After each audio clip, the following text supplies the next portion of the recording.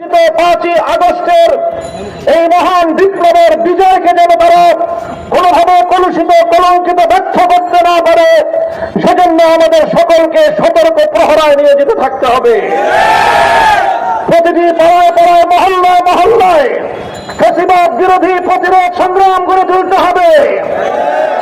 যারা এদেশের মানুষের মধ্যে বিগত 16 বছর ধরে বিভাজনের রাজনীতির মধ্য দিয়ে বাংলাদেশকে ব্যর্থ রাষ্ট্র প্রমাণিত করার, ব্যর্থ রাষ্ট্রে পর্যবেসিত করবার ষড়যন্ত্র করেছিল, সেই অপশক্তি, পরাজিত শক্তি, দেশ বিরোধী শক্তি, ইসলাম বিরোধী শক্তি, অত্যাচারী শক্তি আর কোন বাহানায় যেন বাংলাদেশের রাজনীতিতে পুনর্বাসিত হতে না পারে, সেজন্য আমি বাংলাদেশের সকল দেশপ্রেমিক নাগরিকদেরকে তৃণমূল পর্যায় পর্যন্ত প্রতিরোধ আন্দোলন অব্যাহত রাখবার আহ্বান জানাচ্ছি।